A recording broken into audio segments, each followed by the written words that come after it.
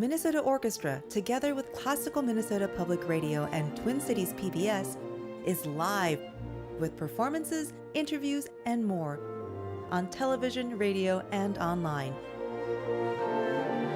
This is Minnesota Orchestra.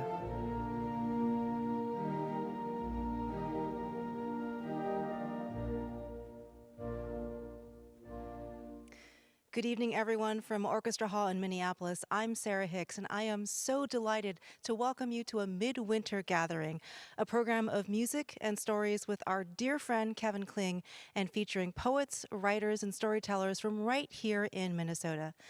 You know, the holidays are all about the many ways we come together and connect with each other, so we're so glad that you've joined our gathering tonight.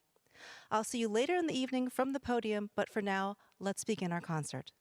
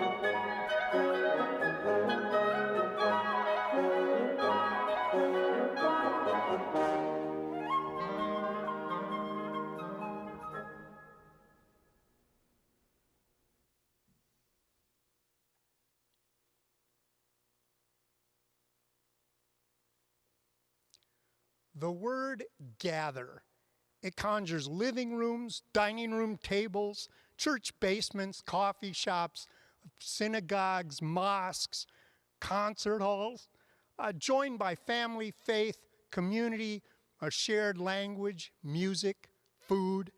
Now, to gather doesn't mean to agree. No, it's a choice to be together. It's a recognition, a nest where we belong, where I bring who I am to who you are, to who we are, our herd, our flock, our pack, a constellation, each star contributing a little bit of light to the darkness, each instrument a voice to the silence.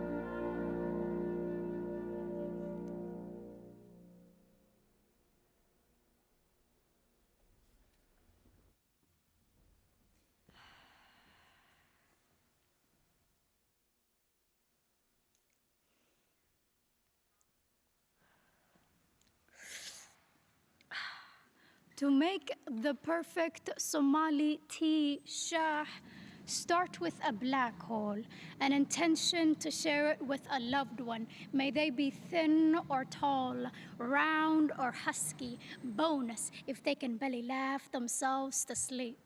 Allow a time, a commitment of body and soul to be infused with spices. This is inevitable. Now you may begin. Pour part water, part milk in a tin pot that isn't shy to let aroma escape. You want to make sure your neighbors know your shaft, so crack a window open too. Heat it to a warm embrace meant for a prestigious black queen like Hoyo, like Hawatako, like Kamala Harris. Add in a sermon of spices. May it be hil, qorfe, sanjabil, lagayara, habad mado.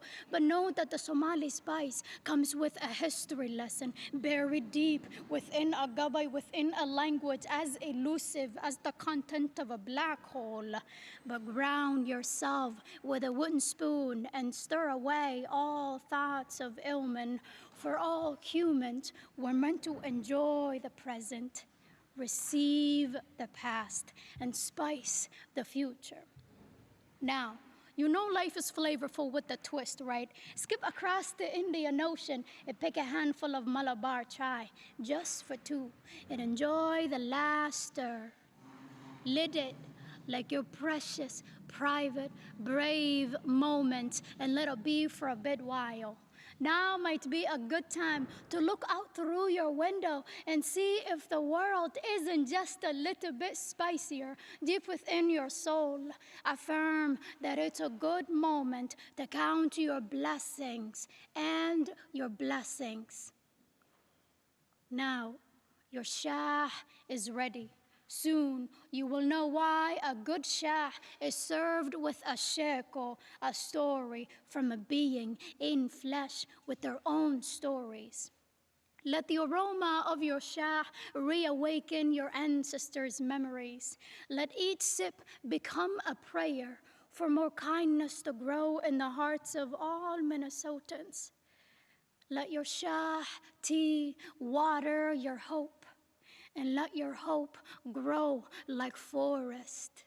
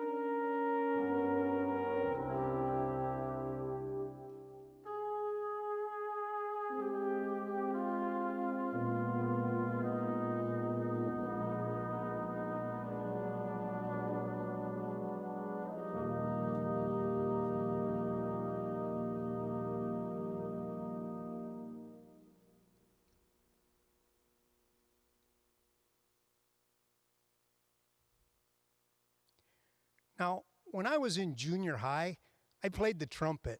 And every year, the band director would have a heart-to-heart talk with me. He'd say, Kevin, there's other avenues of expression you might want to explore.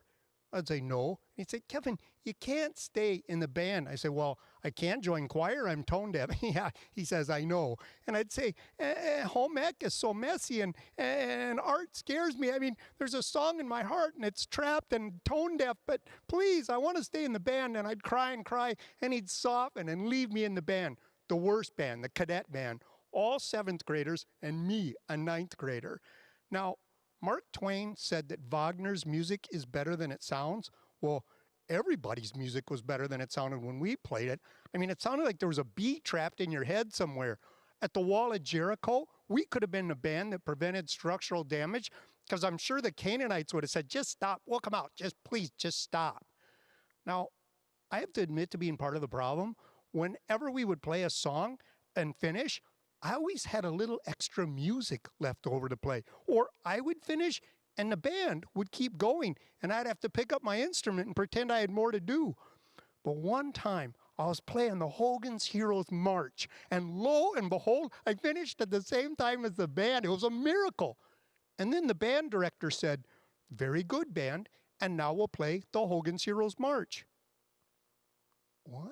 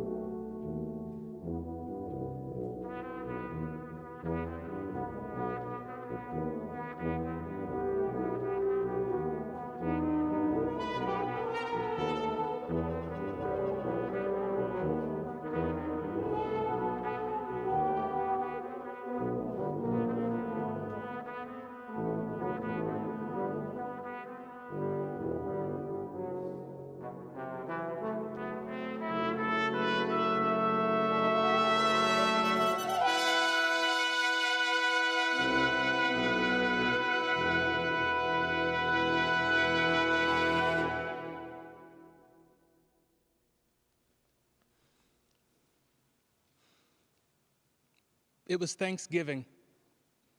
More noteworthy was the fact that my father had recently returned home from Afghanistan, and this was the first holiday we'd been able to spend together since then.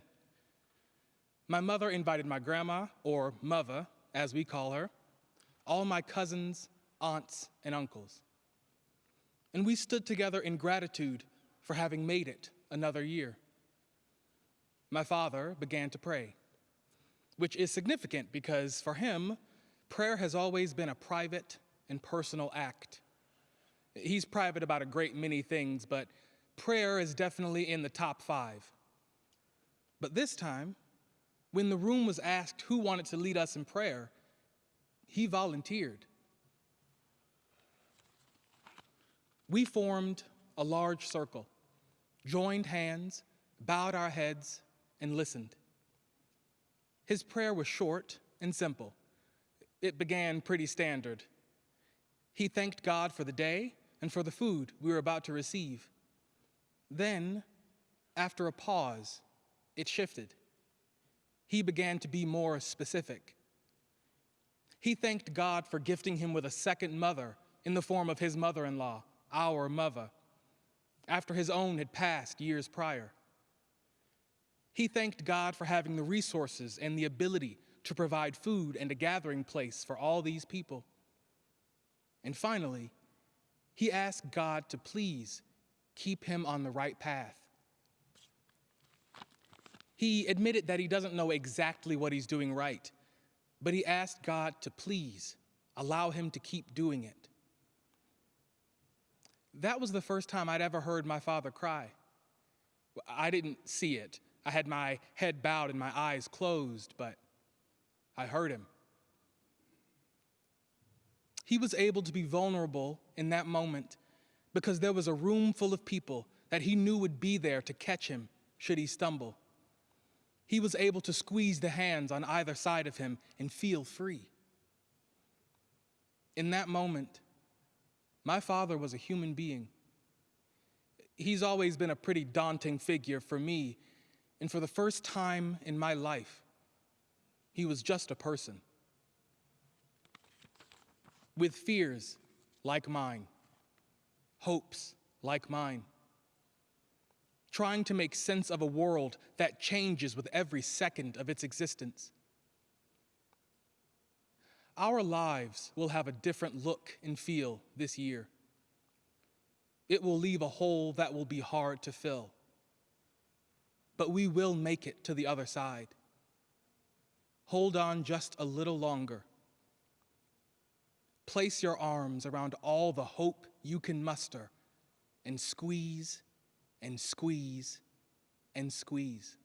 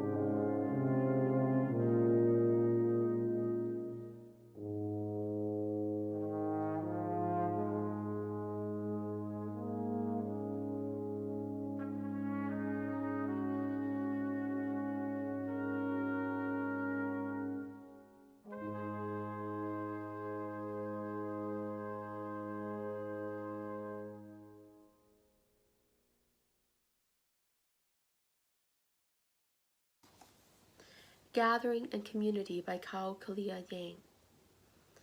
I meet my ancestors once a year when my family gathers for our celebration of the Hmong New Year, and my father presides over the spirit calling ceremony.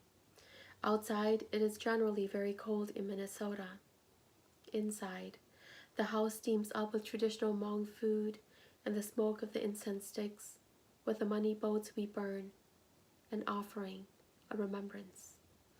When I was a child, my grandmother was in charge of the gathering.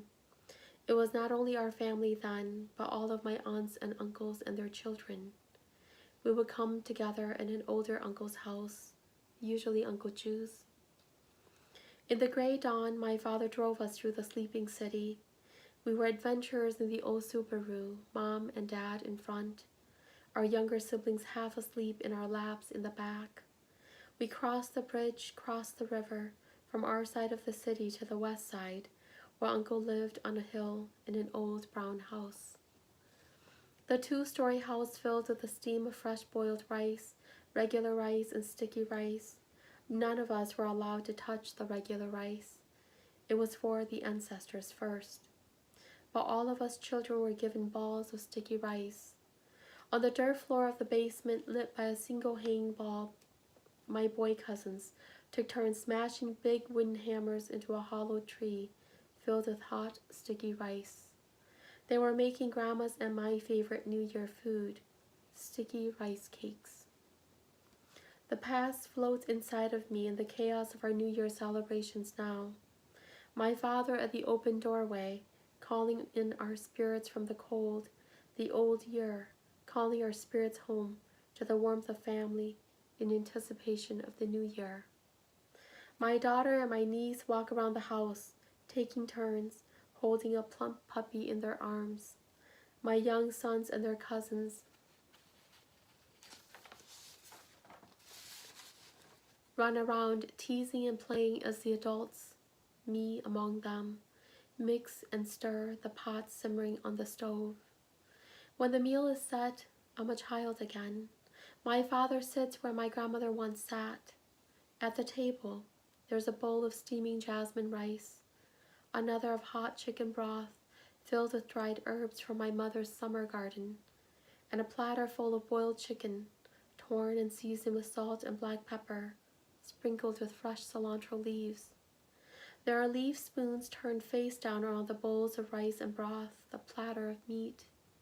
The steam of the food and the smoke of the incense sticks from a makeshift altar by the table rises into the air as my father calls our ancestors to the meal, including my grandmother, to eat together, to thank them for having lived and loved and given us life.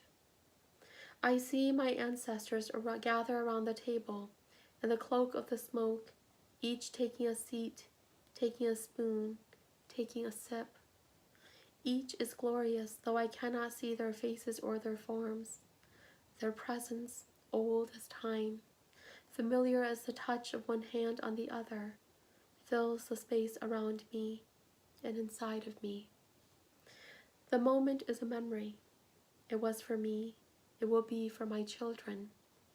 This is how we gather. This is how the past meets the present and plants the seeds for the future. One day, I will be an ancestor and I will sit at the table of my descendants and bless the journey we have shared.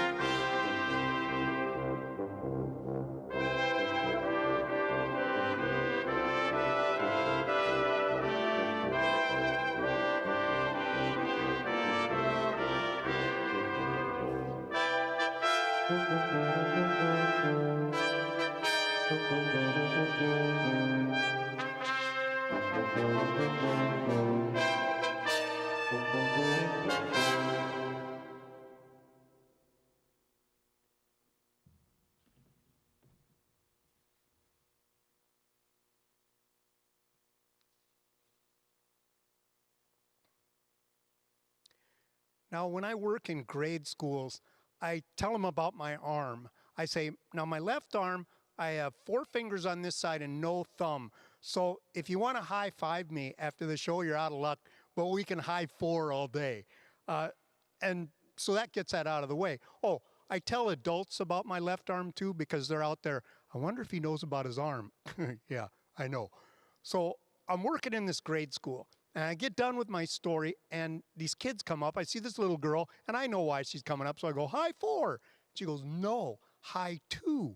She had 2 fingers on one hand. So we high 6th, I guess. And then she takes off. So I ask her teacher, I say, how's that little girl doing in school? She's one of my people. And the teacher says, okay, look, we're doing an art project where the kids put their hand on a piece of paper and trace around it and draw a turkey. And the fingers are the feather and the thumb's the head. She said, and I told them, put your other hand down and you'll have 2 turkeys facing each other. So she said the kids did their drawings and they turned them in and she was going through them and she got to that little girl's. And there was 1 turkey with all of its feathers and 1 turkey with 2 feathers. And the teacher thought, I wonder if that's going to embarrass her if I put that up on the wall. So she told the little girl, you can redo your drawing and use the same hand for both turkeys. So I said, how did it go? And the teacher points to the wall. And there on the wall, in this huge flock of turkeys, are 2 turkeys facing each other, 2 feathers on each turkey.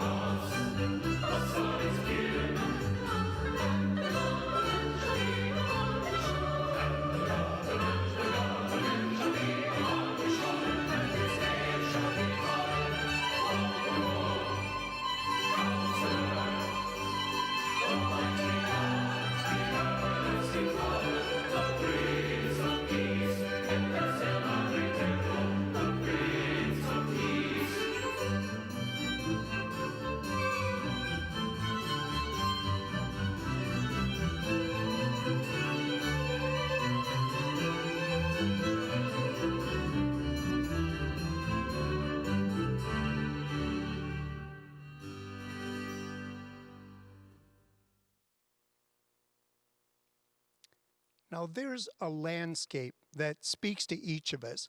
You're either an ocean person, a mountain, a desert. It's a geography that sings to your soul. Right now, we're on and surrounded by land of the Dakota. It's their past, present, and future home. It's their clay. Now, my clay comes from Northern Europe. The Norse god Odin, it was said, had two ravens, one on each shoulder. One he called thought and the other memory. And Odin's greatest fear was that memory would fly off, never to return. So I'm at the MacPhail Center for Music, and I'm with the Giving Voice Choir. It's a choir for folks in various stages of Alzheimer's. My buddy Victor Zupank is a composer there, and he said studies have found that music has a way of connecting with memory, and he asked me to join in with the choir. And as we sing, I think of the ancient Greeks and Apollo. He was the god for music and healing, forever connected. The Greeks also believed that spirit and breath were the same word. So to sing was to pray. In ancient Ireland, the harp players were called hedge priests because it was believed, like hedges, they connected the worlds. In Africa, the Bushmen of the Kalahari go out not to look at the stars, they go to listen to the stars, to the songs of the ancestors. So I'm with Giving Voice Choir. And as we sing, I think of Odin and his raven, memory. For when we sing, I witness raven after raven returning to the room.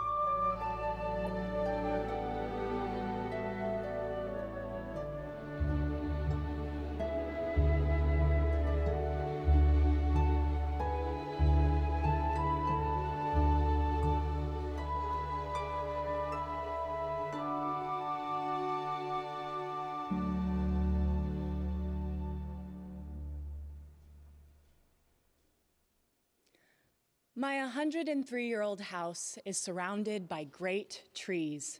I have named each one of them. There is guarding elm that leans and tosses to the west just beyond the blue gate.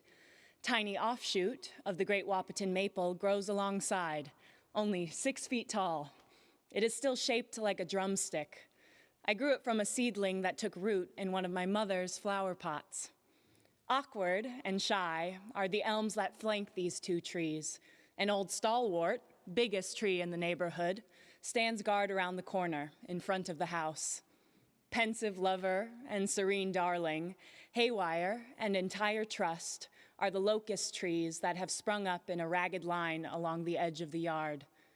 I have a great admiration for these trees, as they seem unkillable, and their fronds of tossing leaves provide an ever-shifting and trembling pattern of shadows on the old cream-colored wall inside our house.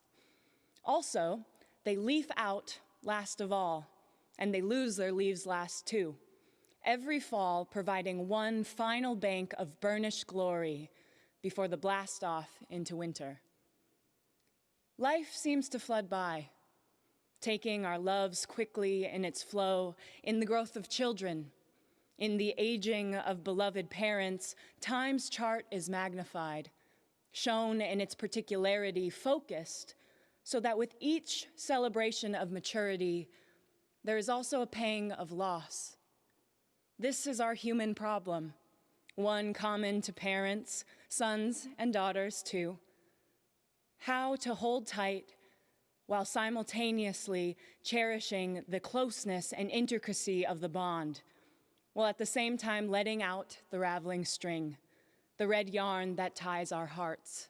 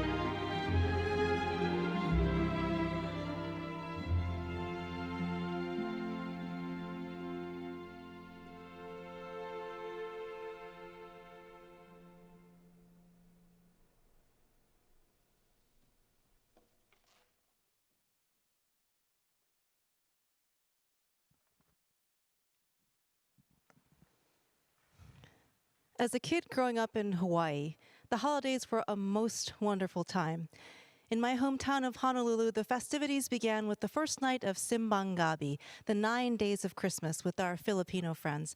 Then we'd look forward to the annual bowl of Korean patjuk on Tongji, the winter solstice. Christmas Day began with British carols passed down from my great-grandparents and ended with a slice of Hawaiian haupia pie from Ted's Bakery. And as the daughter of an American father and a Japanese mother, New Year's Eve brought both the pop of the champagne cork and the slurp of traditional soba noodles at midnight. Well, after we set off strings of firecrackers with our Chinese neighbors, of course. It was more than taking part in everyone's celebrations. It was more a seamless blend of cultures where everyone's traditions belonged to all of us. A season where any lines of separation were erased, diminished. A magical time where we reveled in shared food, shared music, and a shared joy that we created together. So it's no surprise for me that I feel so at home in front of an orchestra, because an orchestra, after all, is an incredible meld, a blend of different personalities, different voices, and different perspectives. I mean, every instrument is unique, the pluck of a string, the buzz of a bassoon, the thump of a timpani, yet they all come together in glorious harmony. And I look at these individuals gathered here from different states, different countries, different backgrounds, different upbringings, different schools of playing with different tastes and different personalities. These are all put aside the moment we lift our instruments. Any divisions, any disagreements become unimportant because together we know we can create something that is so much bigger than us, that is so much greater than the sum of its parts. And this is the sense of true community that sustains and ties us together. So this holiday season, though I may be far from my island home, I know that it's here where I can again be a part of a seamless blend of traditions and perspectives. It's here where I can revel in those shared joys that we create together. It's here on this podium that I truly feel that I'm home for the holidays.